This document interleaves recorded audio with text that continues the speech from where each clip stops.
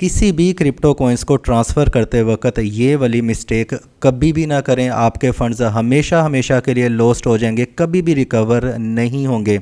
मैं बहुत सारे ऐसे ट्रेडर्स को भी जानता हूँ जो कि काफ़ी सालों से क्रिप्टो करेंसी की ट्रेडिंग करते चले आ रहे हैं और वो भी ये मिस्टेक कर बैठते हैं सम टाइम। फिर होता क्या है, जितनी मर्ज़ी स्पॉट अकाउंट ओपन कर लें, स्पॉट टीम का सर खा लें, ब्लॉकचेन के अंदर आपके फंड्स हमेशा हमेशा के लिए स्टक हो जाते हैं, हमेशा हमेशा के लिए लॉस्ट हो जाते हैं, वो भी आपकी मदद नहीं कर पाते हैं। तो वो मिस्टेक क्या है उसका ज़िक्र मैं आपकी आज की इस वीडियो में करने वाला हूँ। मेरे पास एक कमेंट आया था रिसेंट वीडियो में, तो भाई ने मुझसे ये क्वेश्चन पूछा था, तो मुझे लगा कि ये इस टॉपिक के ऊपर वीडियो बनानी चाहिए। कमेंट पहले पढ़ता हूँ। सलाम, मेरा ये क्वेश्चन इस वीडियो के रिलेटेड नहीं है, लेकिन हो सके तो आंसर दें। किसी वीडियो में इन्होंने ये कमेंट किया था, अगर हम कभी भी क्रिप्टो हार्डवेयर वैलेट से या हॉट वैलेट से क्रिप्टो करेंसीज़ को ट्रांसफ़र करते हैं तो कौन से नेटवर्क या ब्लॉकचेन पर भेजनी चाहिए। मतलब ये है कि मोस्टली क्रिप्टो का अपना नेटवर्क नहीं होता है, और अगर हम BEP20 पर भेजें और बाद में बाइनेंस का मसला आ जाए तो BEP20 कॉइन या टोकन सेफ़ होंगे। भाई के इस कमेंट में दो क्वेश्चन हैं। क्वेश्चन नंबर 1 के प्रॉपर ब्लॉकचेन को कैसे सिलेक्ट किया जाए। ठीक है, ब्लॉकचेन्स का जो डिफरेंस है ना, ये इतना कंफ्यूज कर देता है कि बड़े बड़ों से भी ये गलती हो जाती है।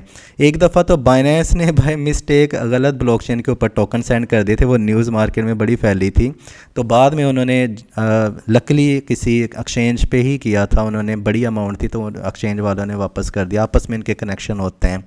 मतलब कि ये जो मिस्टेक है ये बड़ी कॉमन है, लेकिन फ़ंड्स लॉस्ट हो सकते हैं, बड़े रिस्क पे होते हैं। दूसरा इनका ये है क्वेश्चन नंबर 1 के प्रॉपर ब्लॉकचेन को कैसे सिलेक्ट किया जाए, नेटवर्क को कैसे रिकॉग्नाइज़ किया जाए, कैसे पता करें कि ये किस नेटवर्क पे ये कॉइन लिस्ट है, इसका अपना नेटवर्क है भी है कि नहीं है। एनीवे मैं आपको ये बताता चलूँ, हर कॉइन का एक ना एक नेटवर्क होता है। यहाँ पे आपकी करेक्शन कर दूँ। दूसरा सवाल ये है कि BEP20 जिसको बाइनेंस चेन भी कहा जाता है, अगर किसी वजह से बाइनेंस एक्सचेंज हैक हो जाती है तो क्या BEP20 वाले टोकन सेफ़ होंगे। तो सबसे पहले हम डिफरेंस को समझेंगे। ये वीडियो आपकी बड़ी मुश्किलात को भी हल कर देगी, कन्फ्यूजन भी सॉल्व कर देगी अपने फ़ंड्स को सिक्योर करने के लिए, ताकि ये मिस्टेक आप कभी भी ना करें। इस वीडियो को एक सेकंड भी स्किप ना करें। देखें, अगर आपने सोलाना टोकन को सेंड करना है, यहाँ पे आके थोड़ी सी प्रॉब्लम होती है, तो आप सोल नेटवर्क को भी यूज़ करके सोलाना को सेंड कर सकते हैं। सोलाना टोकन को आप किसी वैलेट में या अदर एक्सचेंज के वैलेट में ट्रांसफ़र कर सकते हैं, और BEP20 बाइनेंस चेन को भी यूज़ करके सोलाना टोकन को आप सेंड कर सकते हैं। प्रॉब्लम कहाँ पे आती है, आगे भी मैं सारा 1 बाय 1 डिस्कस करूंगा। प्रॉब्लम ये आती है कि फ़र्ज़ करें आपने बाइनेंस एक्सचेंज पे आपके सोलाना कॉइन पड़े हुए हैं और आपको दिख रहा है कि यार मैं सोल से भी कर सकता हूँ नेटवर्क से, और BEP20 से भी कर सकता हूँ। अब जो न्यूबीज़ होते हैं या जिनको नहीं पता होता है, मैंने कहा है ना कि 3-4 सालों से भी जो क्रिप्टो करेंसी की ट्रेड कर रहे हैं उनके साथ भी ये मसला आता है। उन्हें लग रहा है BEP20 पे ज़रा फ़ीस कम कटेगी या सोलाना पे कम कटेगी, तो ट्रस्ट वैलेट पे जाके, किसी भी वैलेट में जाके वो क्या करते हैं कि BEP20 वाला एड्रेस जो है वो कॉपी करते हैं, और किसी भी एक्सचेंज से, ये सोलाना का तो मैंने फॉर एग्जांपल नाम लिया, वहाँ पे जाके वही वाला जो एड्रेस है वो पेस्ट करते हैं और सेंड कर देते हैं। हालांकि सारी एक्सचेंजेस BEP20 नेटवर्क का सपोर्ट नहीं करती हैं, सिर्फ सोलाना को सेंड करने के लिए सिर्फ सोल का ही वो यूज़ करती हैं। अब क्या होगा, सोल ब्लॉकचेन पे आप एड्रेस पेस्ट करें BEP20 वाला, तो आपके जो फंड्स हैं वो लॉस्ट हो जाएंगे। कंफ्यूज, आगे सुने मैं क्या कहना चाह रहा हूँ। USDT आपने सेंड करने हैं। USDT सेंड करते वक्त ये जो सारी चेन्स हैं ना, ये USDT को ट्रांसफ़र करते वक्त आप इनका इस्तेमाल कर सकते हैं। आप अपनी फ़ीस को कैलकुलेट कर सकते हैं। मतलब अगर आपने तीथर कॉइन सेंड करना है, आप बाइनेंस चेन BEP20 के थ्रू भी सेंड कर सकते हैं, EOS नेटवर्क के थ्रू भी कर सकते हैं, AVAX के थ्रू भी कर सकते हैं, BEP2 बाइनेंस बीकन चेन के थ्रू भी कर सकते हैं, इथेरियम नेटवर्क का भी इस्तेमाल कर सकते हैं जिसको ERC20 कहा जाता है, मेटक पॉलीगॉन के थ्रू भी सेंड कर सकते हैं, टिजोस जिसको XTZ कहा जाता है, और TRC20 ट्रॉन ब्लॉकचेन को भी, है ना। आपने फ़र्ज़ करें कि कॉइनबेस से सेंड करना है USDT ट्रस्ट वैलेट के अंदर, या ट्रस्ट वैलेट से आपने ट्रेजर नैनो वैलेट में करना है, ठीक है, कोई भी एक वैलेट से दूसरी वैलेट में भी करना है, जो एग्जांपल है वो सेम है। USDT अब जो कॉइनबेस है सही, मैं सिर्फ एग्जांपल दे रहा हूँ, आप ये ना कहीं कोइन बेस तो ये वाली चेन भी कर रहा है, ये भी कर रहा है, ये भी कर रहा है। फ़र्ज़ करें USDT आपने आपके पास हैं पड़े हैं ERC20 एड्रेस के ऊपर, ठीक है, या वैसे ही USD देखें जब आप किसी प्राइवेट वैलेट से करते हैं ना एक जगह पे दूसरे, वहाँ पे स्पेसिफिक कॉइन स्पेसिफिक ब्लॉकचेन के अंदर ही होते हैं। ERC वाले को ERC वाले में ही दिखेगा, और TRC20 के थ्रू अगर आपने रिसीव किया होगा तो वो TRC20 के वाला ही एड्रेस आपको दिखेगा। लेकिन एक्सचेंजेस के ऊपर ये प्रॉब्लम आती है कि वो एट ए टाइम सारी लिस्ट दे देते हैं, इनके थ्रू आप सेंड कर सकते हैं, ठीक है। अब आपने कॉइन बेस के थ्रू करना है ट्रस्ट वैलेट के अंदर। ट्रस्ट वैलेट में जाके USDT अगर आपने BEP20 को सिलेक्ट करना है ना, तो ट्रस्ट वैलेट के अंदर जाके भी आपने जो वैलेट क्रिएट करना है वो BEP20 वाला ही होना चाहिए। तो BEP20 यहाँ से फिर यहाँ पे ट्रांसफ़र हो जाएगा। अगर आप ट्रस्ट वैलेट पे जाके ERC20 वाला जो वैलेट है उसको क्रिएट कर लेते हैं और USDT एक्सचेंज पे आप BEP20 चेन को या किसी भी अदर चेन को सिलेक्ट किया होता है, वहाँ पे आप ये ERC20 वाला एड्रेस पेश कर देते हैं, 2 ब्लॉकचेन डिफरेंस हो गई, तो फंड्स लॉस्ट हो जाएंगे। आपको लगेगा यार यहाँ पे तो लिखा हुआ है कि USDT को आप किसी भी ब्लॉकचेन के थ्रू ट्रांसफ़र कर सकते हैं, तो मैंने तो किया था वो गलत हो गया। गलत इसलिए हुआ है, एक ब्लॉकचेन जो है आपने वही नेक्स्ट किसी भी वैलेट में उसी ब्लॉकचेन को ही आपने सिलेक्ट करना है। अगर ERC20 यहाँ पे किया है सिलेक्ट, तो दूसरी जगह पे भी ERC20 ही मैच होना चाहिए। यहाँ पे पॉलीगॉन को किया है तो पॉलीगॉन वाला ही वैलेट वहाँ पे होना चाहिए। ऐसा ना हो यहाँ पे आप TRC20 सिलेक्ट कर रहे हैं और अगले वैलेट का जहाँ पे डिपॉजिट करना है वहाँ पे कॉपी एड्रेस कर रहे हैं आप इथेरियम वाला, तो वो मिसमैच हो गया, फंड्स लॉस्ट हो जाएंगे। अब BNB है, आप इसको BEP20 के थ्रू भी कर सकते हैं, ERC20 भी कर सकते हैं। बाइनेंस चेन, बाइनेंस कॉइन जो है, सॉरी BNB कॉइन, ठीक है। अब आप कहेंगे यार BEP20 है तो ERC20 वहाँ पे वैलेट बना था, बाइनेंस कॉइन ही नज़र आ रहा था ट्रस्ट वैलेट में, मैंने कॉपी किया, बाइनेंस एक्सचेंज पे गया, वहाँ पे मैंने ट्रांसफ़र किया, मुझे फ़ंड्स मिले ही नहीं, क्योंकि आपने वहाँ पे ERC20 वाला टोकन जो वैलेट है वो बनाया हुआ है और BEP20 आप चेन सेलेक्ट कर रहे हैं, मिसमैच हो गया, प्रॉब्लम हो गई। अब ICX को आप अगर आप देखें, ये इसकी अपनी ब्लॉकचेन है आईकॉन, सिर्फ़ और सिर्फ आप इसको आईकॉन ब्लॉकचेन के थ्रू ही सेंड कर सकते हैं। तो ICX में किसी भी वैलेट में जाएं, प्राइवेट हो या एक्सचेंज का, तो आपको आईकॉन वाला एड्रेस ही मिलेगा, जो कि एक सिंपल सी बात है, आप वहीं पे ही सेंड करेंगे। VET की अपनी ब्लॉकचेन है, V चेन, ठीक है। एप्टोस की अपनी ब्लॉकचेन है, APT, इन ब्लॉकचेन के थ्रू ही ट्रांसफ़र होगा। तो इसके बाद डिजीबाइट ही ब्लॉकचेन है, ठीक है।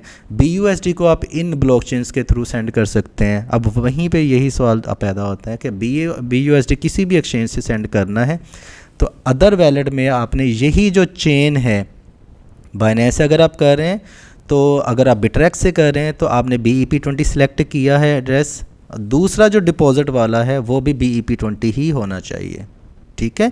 तो ये वाला मिसमैच कभी भी नहीं करना है। तो ये प्रॉब्लम तब क्रिएट होती है जब एक कॉइन में कितनी जो चेन्स हैं वो सपोर्ट हो कर रही हों, कि मतलब BUSD USDT को ट्रांसफ़र करते वक्त यूजुअली ये प्रॉब्लम्स आती हैं। अच्छा जी, तो ये है जी, मैंने रखा है एक एग्जांपल आपके सामने, बाइनेंस एक्सचेंज। अच्छा, मैं आपको ये भी बताऊंगा कि कैसे पता चलेगा कौन सा टोकन किस ब्लॉकचेन पे है, वो भी बता देता हूँ। बाइनेंस एक्सचेंज है, फ़र्ज़ करें, या एनी अदर एक्सचेंज है, XYZ कोई भी कॉइन है, आपने वहाँ से टोकन ट्रांसफ़र करना है ट्रस्ट वैलेट में। फ़र्ज़ करें आपने तीथर कॉइन सेंड करना है USDT टोकन, ठीक। अब यहाँ पर बाइनेंस पे जाके आप डिपॉजिट वाले सेक्शन में जाएंगे, ठीक। USDT को आप सेलेक्ट करेंगे, ऐसे ही करते हैं ना, अगर आपने डिपॉजिट करना है या विड्रॉ करना है तो आप विड्रॉ वाले सेक्शन पे जाएंगे, ऐसे ही हो गया। आपने बाइनेंस से विड्रॉ करना है ट्रस्ट वैलेट पे, चले मैं पहले डिपॉजिट की एग्जांपल दे चुका, विड्रॉ की दे देता। आपने बाइनेंस एक्सचेंज पे गए, विड्रॉ ऊपर सबसे लिखा होता है डिपॉजिट एंड विड्रॉ, वहाँ पे क्लिक किया, आपसे वो पूछेगा कौन सा कॉइन आप विड्रॉ करना चाहते हैं। आपने USDT सिलेक्ट कर लिया, USDT सिलेक्ट करने के बाद वो आपसे पूछेगा कि कौन सी जो चेन्स हैं आप उनका इंतखाब करना चाहेंगे, तो वहाँ पर डिफरेंट चेन्स आ जाएंगी जो कि इस तरह होंगी ड्रॉप डाउन मेन्यू में, BEP20 EOS AVX BEP2 ERC20 मेटक टिजोस TRC। आपको लग रहा है अगर मैं USDT TRC ERC20 Ethereum blockchain को यूज़ करके सेंड करूँगा तो मेरी फ़ीस ज़्यादा लगेगी, तो वाई नॉट मैं TRC20 को सिलेक्ट कर लेता हूँ। तो विड्रॉ में जाके आपने TRC20 सिलेक्ट कर लिया, ठीक। अब आप ट्रस्ट वैलेट में जाएंगे, क्योंकि ट्रस्ट वैलेट में आपने करना है, वहाँ पे ऑलरेडी USDT का एड्रेस बना हुआ है, ठीक, आपको नहीं पता वो ERC20 वाला है या TRC20 वाला। आप सिंपली गलती यहाँ पे करते हैं, वहाँ पे जाते हैं डिपॉजिट में और एज़ इट इज़ ऐसे ही कॉपी करते हैं एड्रेस और बाइनेंस पे जाके पेस्ट कर देते हैं, हालांकि वो डिफरेंट चेन का होता है। आपने मेक श्योर करना है ट्रस्ट वैलेट के अंदर जाके कि वो कौन सा वैलेट है। तो आपने सेलेक्ट किया TRC20 के मैंने यहाँ पे फ़ीस कम दूंगा तो मेरे जो USDT हैं वो सेंड हो जाएंगे ट्रस्ट वैलेट के अंदर। तो आपने ट्रस्ट वैलेट के अंदर जाके USDT सर्च बार में सिलेक्ट करना है और वहाँ पे 3-4 ड्रॉप डाउन मेन्यू में वैलेट खुलेंगे। वहाँ पे जाके आपने क्या करना है, TRC20 वाला वैलेट है वो क्रिएट कर लेना है। अब TRC20 वाला वैलेट क्रिएट करने के बाद उसका जो डिपॉजिट एड्रेस होगा वो यहाँ के बाइनेंस के विड्रॉ पे जाके आपने पेस्ट कर देना है और सिलेक्ट कर लेना है TRC20। तो TRC20 यहाँ भी हो गया, वहाँ पे भी हो गया, तो आपके फंड्स सक्सेसफुली ट्रांसफ़र हो जाएंगे। अगर ट्रस्ट वैलेट में ERC वाला आपने एड्रेस यहाँ पे TRC वाले सेक्शन में जाके पुट इन कर दिया तो क्या होगा, आपके फंड्स हमेशा हमेशा के लिए लॉस्ट हो जाएंगे। अब यहाँ पे काफ़ी तरीके हैं जहाँ से पता किया जा सकता है। पहला तो ये है कि आप जाएं कॉइन मार्केट कैप के ऊपर, सर्च बार में उस कॉइन को जहाँ जिसको आप सेंड करना चाह रहे हैं उसको सर्च करें। फ़र्ज़ करें आप चेन लिंक को सेंड करना चाह रहे हैं तो चेन लिंक का आपको एड्रेस यहाँ पे मिल जाएगा, मतलब कि वैलेट एड्रेस नहीं, पता चल जाएगा कि किस ब्लॉकचेन को ये यूज़ करता है। तो ये इथेरियम ब्लॉकचेन को यूज़ कर रहा है, ठीक है, ERC20 टोकन है, तो आपको पता चलेगा ये ERC20 मेन एड्रेस यहाँ पे आता है। अच्छा, ये सब एड्रेस भी हैं जिनके थ्रू आप सेंड कर सकते हैं, सोलाना, BNB, हीको, जिनोसिस, फैंटम, ठीक है, आप इनके थ्रू भी इनको सेंड कर सकते हैं। बात वही, आप कहेंगे यार ये तो ERC20 है तो ट्रस्ट वैलेट के ऊपर जाके BEP20 मैंने सिलेक्ट कर लिया तो मुझे इथेरियम के थ्रू ही करना पड़ेगा। आप ट्रस्ट वैलेट में जाके चेन लिंक को आप BEP20 वाला करें, इथेरियम वाला ना करें। अगर आपने बाइनेंस स्मार्ट चेन के थ्रू ट्रांजैक्शन करनी है तो आप इन ब्लॉकचेन्स का यूज़ करते हुए इनको ट्रांसफ़र कर सकते हैं। पोल्का डॉट की अपनी ब्लॉकचेन है, आप डॉट वाला एड्रेस भी यूज़ कर सकते हैं। और इसके अलावा ये जो मोर पे क्लिक करेंगे तो आप बाइनेंस चेन के थ्रू भी पोल्का डॉट को ट्रांसफ़र कर सकते हैं, लेकिन चेन दोनों मैच होनी चाहिए। शिबा इनो को इनको आपने करना है तो ये इथेरियम एड्रेस है तो इसका मतलब ये ERC20 ब्लॉकचेन को यूज़ करता है, तो आपने वैलेट में जाके ERC20 वाला ही करना है। ये अपनी वैसे ब्लॉकचेन भी लेके आ रहे हैं, वक्त के साथ साथ डेवलपमेंट होती रहती है, वो बात की बात है, फिर वो यहाँ पे मोर में आ जाएगा, ठीक है। इसके अलावा बाइनेंस पे जाएंगे, डिपॉजिट वाले सेक्शन में विड्रॉ पे भी जाएंगे तो वो आपको एक लिस्ट दे देंगे कि इनके थ्रू आप डिपॉजिट या विड्रॉ कर सकते हैं।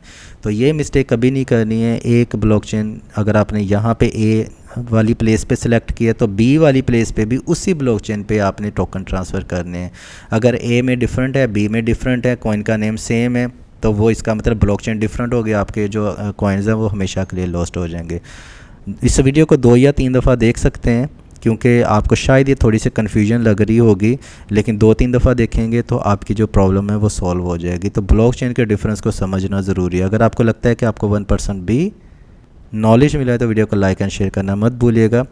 अच्छा, अभी जो सेकंड उनका क्वेश्चन था कि क्या अगर बाइनेंस एक्सचेंज हैक हो जाती है तो BEP20 वाले टोकन सेफ़ होंगे। देखें, एक सिचुएशन है कि अगर एक्सचेंज हैक होती है तो फिर BEP20 को कोई मसला नहीं होगा, उसकी चेन के ऊपर कोई भी कॉइन आपने सेंड किए होंगे उनको कोई भी प्रॉब्लम नहीं होगा। ये 2 डिफरेंट चीज़ें हैं। बाइनेंस एक्सचेंज एक डिफरेंट चीज़ है, BEP20 जो ब्लॉकचेन है वो डिफरेंट है। अगर ब्लॉकचेन पे होता है अटैक और किसी स्पेसिफिक कॉइन को लेके होता है तो वो कॉइन फिर सेफ़ नहीं होगा। सारी की सारी ब्लॉकचेन कभी भी हैक नहीं हुआ करती, उसके अंदर कुछ लूप होल्स होते हैं कि कोई ना कोई जो टोकन है वो हैक हो जाता है, उसकी सिक्योरिटी कंप्रोमाइज़ हो जाती है। अगर वो ब्लॉकचेन बाइनेंस की यूज़ कर रहा होगा तो इसका मतलब है कि वो वाला टोकन ख़तरे में पड़ जाएगा। ब्लॉकचेन पे अगर मेजर कोई अटैक आ जाए, कोई मेजर आउटेज आ जाए, फिर सारे के सारे कॉइन्स हैं वो हो सकते हैं डिप्रेस हो सकते हैं, ठीक है, तो उन पे नेगेटिव इम्पैक्ट पड़ सकता है। तो इसका मतलब ये है कि आप टोकन्स को डिफरेंट ब्लॉकचेन्स के थ्रू भी स्टोर कर सकते हैं कि एक ब्लॉकचेन में प्रॉब्लम आ जाए तो दूसरी ब्लॉकचेन के थ्रू आप ट्रांसफ़र कर सकें। अगर आपके पास बड़े फंड्स हैं, 10,000 USDT करने हैं तो कुछ आप ERC वाले में रखें ब्लॉकचेन में, कुछ आप TRC वाले में रखें, कुछ आप AVX में रखें, कुछ पॉलीगॉन मैटिक में रखें, ताकि एक ब्लॉकचेन कभी आपको अर्जेंट पैसों की ज़रूरत हो, वो अगर ब्लॉक हो या किसी भी वजह से वो विड्रॉ ना कर पा रहे हैं, तो दूसरी ब्लॉकचेन के थ्रू आप अपने फ़ंड्स जो हैं वो दूसरी ब्लॉकचेन के थ्रू ट्रांसफ़र कर सकें। तो ये था सारा मुद्दा। तो अगर आपको लगता है कि आपको 1% भी नॉलेज मिला तो वीडियो को लाइक एंड शेयर करना मत भूलिएगा। अपना ख्याल रखिएगा। Happy trading, take care.